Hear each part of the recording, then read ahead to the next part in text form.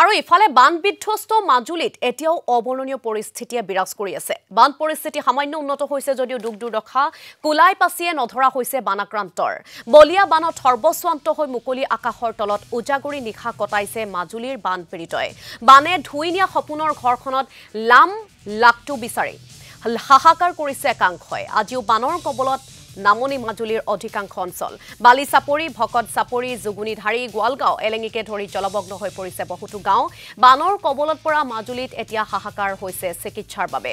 ৰোগীক চিকিৎসাৰ বাবে চিকিৎসালয়ত সততে চিকিৎসক নথকাৰো অভিযোগ উত্থাপন হৈছে। আনকি প্ৰতিটো চেলাইনৰ নামত চিকিৎসালয় কৰ্তৃপক্ষই বানপীড়িতৰ পৰা 150 টকাকৈ লোৱাৰো গুৰুতৰ অভিযোগ উত্থাপন হৈছে। ফলত হাহাকাৰ পৰিস্থিতিৰ সৃষ্টি হৈছে ৰোগীসকলৰ মাজত। আমি মাজুলীলৈ পোনপটীয়াকৈ শেহতীয়া বান পৰিস্থিতিৰ বিষয়ে জানিবলৈ পোনপটীয়াভাৱে সংযুক্ত হ'ব বিচাৰিছোঁ তীৰ্থ ভূঞাৰ সৈতে। তীৰ্থ ভূঞা, আপুনি মাজুলীৰ শেহতীয়া বান পৰিস্থিতিৰ বিষয়ে আমাক কি জনাব? আৰু ইতিমধ্যে বানাক্ৰান্তসকল কেনেকুৱা অৱস্থাত আছে? তেওঁলোকে পৰিত্ৰাণ পাইছেনে বা বানৰ পৰা মুক্ত হ'ব পাৰিছেনে? জনপ্ৰতিনিধি গৈ উপস্থিত আছেনে? সকলোবিলাকৰ সন্দৰ্ভত আমাক সবিশেষ জনাব তীৰ্থ ভূঞা। হয় ইতিমধ্যে চাওক, বান পৰিস্থিতি কিছু উন্নত হৈছে যদিও যি বানাক্ৰান্তৰ দুৰ্দশা সেই দুৰ্দশা পৰা নাই।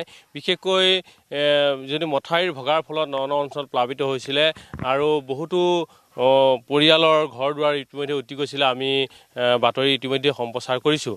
আৰু এটা কথা ক'ব লাগিব যে বানৰ পিছত এতিয়া বিভিন্ন ৰোগৰ প্ৰাদুৰ্ভাৱ মাজগাঁও পৰা ধৰি লৈ সোণাৰীবাৰী, এই আলিমুৰ এই অঞ্চলটোত বিভিন্ন ৰোগৰ প্ৰাদুৰ্ভাৱ দেখিবলৈ পোৱা গৈছে।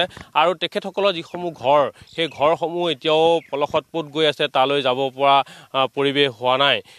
বানৰ পিছতে দেখা গৈছিলে যে নেৰানেপেৰা বৰষুণ আৰু সমান্তৰালভাৱে সেই নেৰানেপেৰা বৰষুণ আৰু বানৰ মাজতেই তেওঁলোক এই মথাউৰিলৈ উঠি আহিছিলে আৰু তেতিয়াই তেওঁলোকৰ বিভিন্ন ৰোগৰ প্ৰাদুৰ্ভাৱ দেখিবলৈ পোৱা গ'ল। মই দেখুৱাইছোঁ এনেধৰণে আজি তাৰিখতো এই মথাউৰিটোৰ ওপৰতে বসবাস কৰি থাকিব লগা এক পৰিৱেশৰ সূচনা হৈছে, যিহেতু তেখেতসকলৰ সমূহ পলসত পোত খাই গৈছে আৰু ঘৰ দুৱাৰ থাকিব পৰা পৰিৱেশ নাই।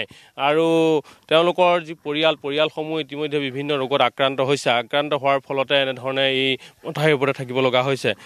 খুৰা কওক, আপোনাৰ ঘৰটো ওলোৱা নাই, বোকাত পোত গৈ আছে? বোকাত পোত গৈ আছে। নদী পানী সোমালে সেই গোটেই পলস পৰি পুতি থ'লে। এতিয়া আমি যাব পৰা নাই, আলিতে লোকৰ ঘৰত আছোঁ। লোকৰ ঘৰত আছোঁ। পৰিয়ালটো আৰু মানুহ 4জন আছিলোঁ, 4জনৰ গা বেয়া। কি হৈছে? জ্বৰ, কাহ, পানী লগা, একদম কোনোদিনে ভালেই হোৱা নাই। গাঁওখনৰ প্ৰায়খিনিয়ে তেনেকুৱা হৈছে? প্ৰায় বহুতখিনি মানুহে তেনেকুৱা হৈছে। চিকিৎসাৰ কাৰণে কোনো চিকিৎসাৰ কাৰণে ইয়ালৈ অহা নাই। আমি নিজে গৈছোঁ চিভিললৈ বাৰু।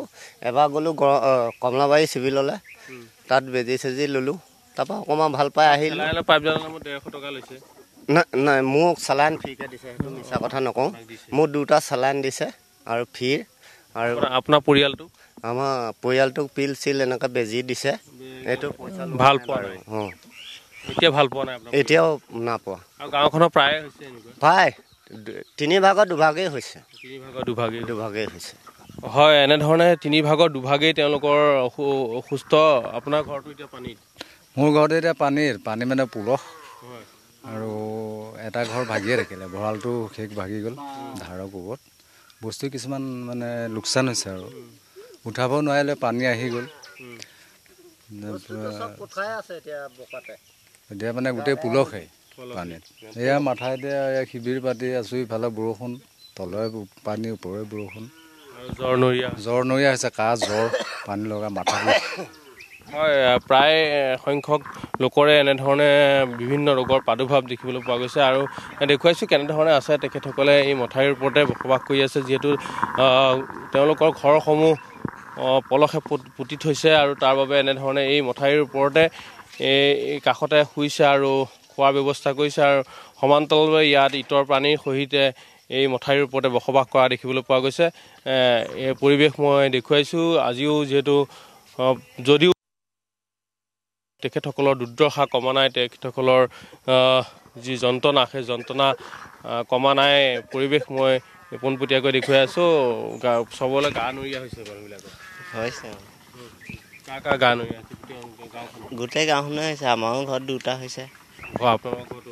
সৰু ছোৱালীজনী মানুহজনী হৈছে দুইটা হৈছে আৰু গা বেয়া মানে কোনো ইয়াত মেডিকেল কেম্প কৰিবলৈ কোনো অহা নাই ইয়ালৈ কোনো অহা নাই হয় ঋতুমণি চাওক মেডিকেল কেম্পৰ বাবে তেওঁলোকে কোনো ব্যৱস্থা কৰা নাই এই অঞ্চলটো বিশেষকৈ মাছগাঁও পৰা ধৰি লৈ সোণাৰী বাৰী এই অঞ্চলটো কোনো ধৰণৰ ব্যৱস্থা কৰা নাই তেখেতসকলৰ কণ শিশু আছে শিশুৰ পৰা আদি কৰি যেহেতু মহিলা আছে সকলোৰে তেখেতসকল হয় তীৰ্থ ভূঞা আপুনি মাজুলীৰ শেহতীয়া বান পৰিস্থিতিৰ আমাক দেখুৱাৰ বাবে আপোনাক ধন্যবাদ জনাইছো